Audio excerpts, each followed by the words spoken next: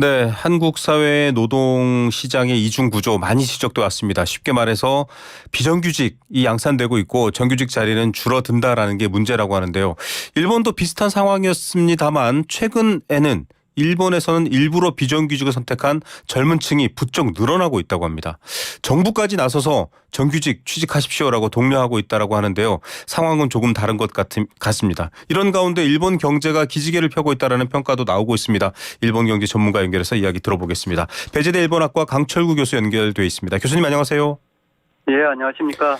예, 사실 일본 이야기할 때 우리보다 조금 한 10년 길게는 20년 앞서가기 때문에 일본 사례를 잘 봐야 된다 이런 말들을 많이 하는데 특히 젊은 세대들을 보면 좀 비슷하게 반복되는 패턴도 있는데 요즘 네. 일에 대한 가치관이 바뀌고 있다고 합니다. 기사 검색해 보니까 한국도 좀 비슷한 얘기가 있는데 어떤 현상으로 보고 계세요?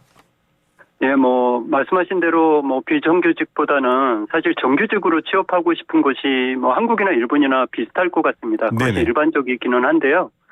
우리가 대표적으로 말하는 MZ세대라고 하는 젊은 세대들이 일본에서는 정규직 일자리가 없어서라기보다는 네. 아무래도 구속받고 싶어 하지 않다 보니, 돈을 조금 덜 벌어도 자신들이 원하는 시간에 원하는 만큼 일하려고 자발적으로 비정규직을 선택하는 청년들이 늘어나게 되는 거죠. 예. 특히 이제 작년에 그 일본 총무성이 2023년 노동력 조사라는 보고서를 발간했는데요. 네. 이 보고서를 보니까 원하는 시간에 일하고 싶어서 비정규직을 선택했다. 이런 청년들이 25세에서 34세에 해당하는 청년들이 네. 10년 전보다 약 14만 명 정도 와. 증가를 했다라고 합니다. 네. 그러니까 이것이 말씀하신 어떤 젊은이들의 가치관의 변화라기보다는 그러니까 아날로그 세대에서 지금 디지털 세대로 네. 전환되면서 그러니까 굳이 정규직을 통해서 자신들이 원하지 않는 일을 꾸준히 하는 것보다 비정규직을 통해서 자신들이 원하는 때에 원하는 만큼 일하는 것을 선택하는 것이 돈을 좀 덜 벌더라도 편하지 않을까 이런 생각을 해서 그렇게 선택을 하는 것 같습니다. 예. 그런데 이제 많은 분들은 한국에 계신 분들은 지금 올해 최저 시급이 9천 원대 후반이기 때문에 아니 근데 아무리 그래도 그 돈 받고 어떻게 살지 이럴 수도 있습니다. 물가가 비싸다 보니까. 지금 일본은 정규직과 비정규직의 임금 차이가 별로 없는 편인가요? 임금 차이는 제가 알기로는 현재 비정규직이 전체 근로자의 약 40% 전후를 차지하고 있는데요. 네네. 임금의 차이는 공식적으로는 정규직의 약 70% 정도라고 이야기를 하고 있습니다. 네. 그런데 최근에 뉴스를 보니까 그 일본 최대 유통기업인 이온이라는 많죠. 예, 마트도 유통기업이 많고요. 있는데요. 네네. 여기에서 정규직 그러니까 비정규직 임금을 7% 정도 올리겠다라고 발표를 했거든요. 아, 네. 근데 비정규직 인원이 이온이 약 40만 명에 해당하는데 네. 현재 평균 시급이 약 1,070엔인데요. 여기서 네. 7% 올리겠다라는 것은 네. 일본의 작년 2023년 소비자 물가가 약 3% 정도였거든요. 네, 두 배. 그러니까 2배 이상에 해당하는 임금을 올리겠다라는 거죠. 예. 그렇게 하다 보니까는 굳이 정규직을 선택을 하려고 하지 않는 네. 그런 부분도 있고 점점 이 임금의 격차는 줄어들어 가는 것 같습니다. 기업이 이렇게 비정규직 임금을 올리는 이유가 있을 것 같은데요. 그만큼 또 비정규직 형태의 일자리를 좀 구하기가 어려워서 그런 건가요? 아닙니다. 그 정규직은 충분히 있죠. 왜냐하면 네. 현재 일본은 거의 완전 고용이 실시되는 나라라고 볼 수가 있는데요. 네네. 지금 현재는 일본은 근로자가 오히려 갑인 나라입니다. 아, 사람이 없군요. 무슨 말인가 하면은 보통 우리가 이제 유효 구인 배율이라고 해서 네네. 한국의 경우에는 본인이 취업하고자 하는 때 직장을 선택할 수 있는 것이 0.6개밖에 안 되거든요. 네. 근데 일본은 이제 데이터마다 조금 다르긴 하는데 보통 유효 구인 배율이 대졸자를 기준으로 할 때 네. 1.6입니다. 그러니까 한 사람이 아, 선택할 수 있는 직업이 1.6개나 되는 거죠. 부럽네요. 그러니까 본인이 원하기만 하면 일자리는 골라서 갈 수 있을 만큼 충분하고 네. 또 현재 일본이 N저 효과로 인해서 해외에서 관광객이 상당히 많이 유입이 되지 그렇습니다. 않습니까? 네. 그렇게 하다 보니까 관광업이나 숙박업을 중심으로 해서 일자리가 턱없이 부족하고 그 일자리를 정규직으로 전환을 한다라고 하더라도 정규직으로 가지 않으려고 하는 거죠. 그래서 예. 일자리가 없어서 비정규직으로 하는 것은 아닌 것 같습니다. 한국과 일본이 또 조직 문화나 사회에서 받는 스트레스가 있기 때문에 특유의 스트레스가 있기 때문에 이런 상황이라면 아니 굳이 뭐 들어가서 이렇게 스트레스 받는 것보단 적당한 처우를 해준다면 이렇게 살겠다 이런 젊은이가 많다라는 건데요. 예전에 교수님 이거는 좀 뭐랄까요 이 전문적인 과학적 배경은 아닌데 네. 이런 얘기가 있었어요. 일본 가면 뭐 대학 교수나 청소부나 월급 차이가 크지 않다 이런 통설이 있었거든요. 이거 사실입니까? 예. 그렇지는 않고요. 월급의 차이는 분명히 있죠. 일본도 역시 마찬가지로 좋은 직업과 네. 또 사회적으로 인식할 때에 뭐 이렇게 원하는 직업들이 있는데 네네. 다만 한국처럼 신분 상승을 원하는 네. 그런 분위기가 아니라 자신의 직업에 충실하는, 그러니까 태어날 때부터 내가 사회로부터 빚을 졌다라고 생각하는 교육을 받다 보니 네. 나에게 주어진 일, 그러니까 어떻게 보면 이제 분수에 맞게끔 직업을 선택하는 것에 만족하는 분위기가 형성이 되어 있어서 네. 우리처럼 뭐 신분 상승을 원해서 뭐 정말 뭐 열심히 하자 이런 분위기보다는 그냥 자신의 일에서 그랬군요. 그냥 뭐 어떻게 보면은 이제 종신고용에 해당하는 네. 그런 이제 분위기가 아직까지는 형성이 되어 있다라고 볼 수 있겠죠. 예. 자, 많은 한국의 지금 제 나이 또래 세대분들이 부모님께 들었던 나처럼 살래 이 얘기는 안 들었다라는 얘기고요. 그런데 네. 궁금한 게 있습니다. 사실은 네. 일본은 완전 고용 상태로 지금 고용도 좋습니다. 취업을 원하는 사람이 가야 될 기업 개수가 더 많은 상태라고도 얘기해 주셨고 또 하나는 일본이 연공 서열로 정년까지 보장하는 방식의 그러니까 평생 직장 개념이 강하잖아요. 네. 그러면 거기에 맞춰져 있는 시스템이 있을 겁니다. 뭐 사회보장 네. 제도라든지 여러 그런 것들이 흔들릴 텐데 정부나 공적인 입장에서는 이거 괜찮나 이렇게 쳐다볼 것 같기도 하고요. 일본 정부나 사회는 네. 어떻게 보고 있습니까? 예, 물론 이제 일본 정부에서는 비정규직보다는 정규직으로 전환하려고 노력을 하죠. 왜냐하면 그렇게 해서 근로자들에게 임금이 상승될 경우에 지금까지 보통 우리가 일본이 잃어버린 30년이다라고 이야기를 하는 것이 네네. 물가가 오르지 않고 물가가 오르지 않는 만큼 임금도 상승이 되지 않다 보니 네. 사회가 전반적으로 침체. 우울해지지 않습니까? 네.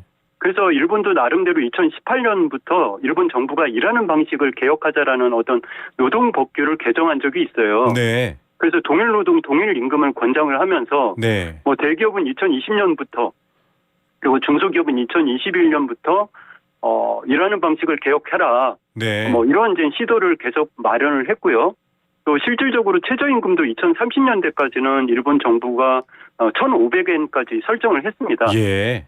그럼에도 불구하고 아직까지는 뭐 어떤 이제 사회적인 분위기나 이런 것들이 실질적으로 기업 자체 내에서 자발적으로 어떤 그런 노력을 하는 것은 일본 정부의 정책과는 이게 그러니까 뭐 상관관계를 정확하게 일치한다라고는 볼 수 없죠. 예.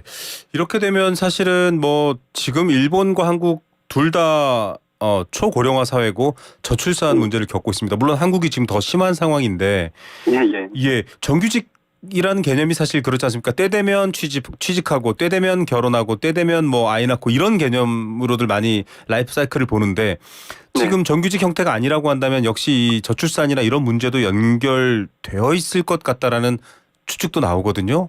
뭐 비슷합니까? 맞습니다. 예, 뭐 우리나라는 사실 일본보다 더 심각하죠. 그렇지만 네. 일본도 역시 이제 지금 출산율이 작년의 경우 1.26명이거든요. 네. 그런데도 불구하고 경각심은 우리나라보다 훨씬 심각합니다. 네. 그래서 이제 기시다 정부가 내세운 것이 이제 새로운 자본주의라는 새로운 정책을 내세웠잖아요. 네. 근데 이것이 한국에서는 되게 추상적인 것처럼 보이는 정책들로 보입니다. 그런데 실질적으로도 추상적이긴 하지만요. 그중에서 강력하고 구체적으로 제시한 것이 바로 이 저출산 문제를 해결하는 정책입니다. 네. 그래서 실질적으로 기시다 내각이 이야기한 것은 지금까지와는 차원이 다른 정책을 실시하겠다. 저출산과 관련해서. 네네. 그래서 작년 4월 1일에 어린이 가정청이라는 것을 설립을 했어요. 이거에 한국에서도 되게 벤치마킹을 해야 된다는 이야기가 나올 정도로 네네. 어린이와 저출산과 관련된 정책을 총괄하고 주도적으로 추진하는 어떤 이제 컨트롤 타워로서 만든 거였죠. 네. 그래서 실질적으로 그러니까 지금까지 뭐 부모 소득에 따라서 아동들에게 지급하는 수당을 제한을 했거나 했지만 네. 이런 소득 제한 자체를 철폐를 하고요. 아, 네. 좀 재미있는 사례가 하나 있어서 제가 좀 소개를 하고 싶은데요. 네네. 네, 출산 대책의 하나로 어린이 패스트 트랙이라는 제도를 도입하기로 했습니다. 이게 어린이 뭐냐면 패스트트랙, 네. 어린이 패스트 트랙인데요. 어린이를 동반한 가족이나 네. 임산부가 네. 박물관이나 또는 국가가 운영하는 공원 등과 같은 시설에 갈 때에는 네. 줄을 서지 않게 하는 거예요. 그러니까 먼저 입장하는 특혜를 준다라는 거죠. 네. 그래서 궁극적으로는 이것이 민간 시설에까지 확대해서 뭐 스포츠 경기를 할 때라거나 이럴 때에 네. 그런 특혜를 적용하겠다라는 겁니다. 예. 그래서 이러한 이제 저출산 대책과 관련해서 정말로 차원이 다르고 또 구체적인 정책을 강력히 시행하는 것이 이 기시다 정부의 대표적인 정책이라고 할 수 있습니다. 그만큼 좀 어떤 좀 경각심을 느끼고 있다라는 거죠. 예, 뭐 독일 같은 국가도 여러 출신 혹은 소득에 상관없이 아이당 뭐 양육수당을 주기도 하고 이런 파격적 복지 정책을 펼쳤는데요. 프랑스도 그렇고 예, 예. 일본도 이제 그렇게 가고 있습니다. 우리는 어디에 있는지 교수님 설명 들으니까 다시 한번 또 고민하게 되는데요. 일본 경제 상황이 앞서 말씀하신 뭐 잃어버린이라는 표현을 쓴 이유가 굉장히 장기 침체 상황이었습니다. 성장하지 않고 경제가 순환되지 않는 내수로 겨우 이제 유지가 되는 상황이었다면 이번에는 우리나라 성장률을 뛰어넘었다. 이런 사례가 또 많이들 화제가 됐잖아요. 지금 맞습니다. 니케이 지수도 4만 돌파했습니다. 4만 살짝 올라갔다 내려온 게 아니라 아예 4만 선에 걸쳤는데 네. 이거 이제 해소된 거네. 지금 우에다 가조 일본은행 총재도 일본 인플레이션 상태다. 즉 이제 경기가 살아나고 있다 이 말이거든요. 네네. 어떻게 평가하십니까? 예, 뭐 사실 이제 지금 한국뿐만이 아니라 일본에서도 언론과 방송 등에서 가장 많이 언급하고 있는 키워드가 바로 일본 증시입니다. 네. 뭐 니케이 지수가 뭐 1989년 이후에 사상 최고치를 기록하고 있고 네. 또 어떤 뭐 그 애널리스트들은 4만 5천까지도 갈 것 같다. 뭐 이렇게 얘기하면서 지속적으로 우상향한다. 뭐 이렇게 하는 점에 비해서 한국은 이제 그렇지 않다라는 거잖아요. 네네. 그래서 아마 우리나라에 더 많은 시사점을 주는 것 같은데요. 네. 아마 그런 그 시그널들은 작년에 특히 2023년 들어서 많은 시그널들이 보였습니다. 뭐 예. 대표적으로 버크셔 해서웨이의 누구예요? 그 워런 버핏이 네네. 일본의 5대 종합 상사의 주식을 매입을 하거나 네. 하는 이제 시그널인 거죠. 그만큼 네. 그 일본 증시를 되게 바람직하게 보는 시그널이 있고요. 또 일본 거래소 그룹, 그러니까 일본 증권거래소 그룹에서 일본 상장사들에게 자사주 매입이라든가 또 배당을 확대하도록, 그러니까 네. 이런 것들을 유도했다라는 것은 주주 친화적인 정책을 실시하겠다라는 겁니다. 예. 물론 이제 그런 것들을 통해서 우리나라에서도 지금 이제 밸류 프로그램이라는 것을 벤치마킹 했죠. 네. 하고 있고요. 다만 제가 볼 때에는 일본이 추구하고자 하는 소위 이제 한국에서 말하는 기업 밸류 프로그램과 같은 정책을 실시한 것이 네. 2023년에 갑자기 탁 나타난 것이 아니라 네. 그 이전에서부터 네. 아베 정부에서부터 과거 10년 전부터 서서히 그것을 준비해서 밑바탕을 깔아놨다는 거예요. 네. 그래서 뭐 지금 현재 들어왔을 때 많은 이제 변화가 눈에 보이는 거죠. 예. 사회 이사 제도에서 외국인을 도입한다라든지 또는 영어 보고서를 그 도쿄 증권거래소의 네. 약 50%에 입각하는 그런 많은 기업들에게 영어 보고서를 작성하게 해서 굉장히 투자자 해외 친화적이네요. 투자가들이 좀 긍정적으로 평가할 수 있는 부분이라든지 네. 이런 부분들이 우리에게는 좀 뭐라 그럴까요? 좀 구체적인 네. 방안으로 좀 벤치마킹 하면 어떨까라는 생각이 듭니다. 맞습니다. 저 PBR주 가격 올리겠다만으로 생각할 게 아니라 이렇게 일본처럼 투명성, 사회이사 등등에서 시장 친화적, 주주 친화적 정책을 펼치는 거는 좀 더 깊게 닮아야 될 부분이고요. 가깝지만 또 먼 이웃입니다. 부러워만 해서는 안 될 것 같은데요. 많은 분들이 걱정합니다. 우리 경제도 이렇게 가다가 일본 장기 침체처럼 될 수 있어라고 우려하는데 미리 네. 일본이 가본 길이 있으니까 좀 저희가 참고할 부분들은 없을까요? 이렇게 가면 안 된다. 일본의 이런 사례는 우리도 철저히 피해야 된다라는 부분이 있다면요. 네, 제 반면교사로 삼기 아주 좋은 나라가 일본인 것 같습니다. 네. 좀 추상적일 수도 있는데요. 일본 경제가 튼튼한 것은 지금도 여전합니다. 그러니까 여전히 세계 3위 경제권을 가지고 있고요. 물론 이제 4위로 뭐 독일이 이제 앞선다라는 보고서도 있긴 있지만 여전히 이제 펀더멘털은 튼튼하다라는 거죠. 그렇다면 잃어버린 30년에서 도대체 무엇을 잃어버렸길래 10년, 20년, 30년을 갔나를 생각을 한다라면 네. 그것은 국민들의 자신감과 리더십에 있다라고 봅니다. 네. 그러니까는 그런 부분에서 우리가 어떤 경기 현황에 대해서 뭐 경제라는 것이 생물이라고 이야기하지 않습니까?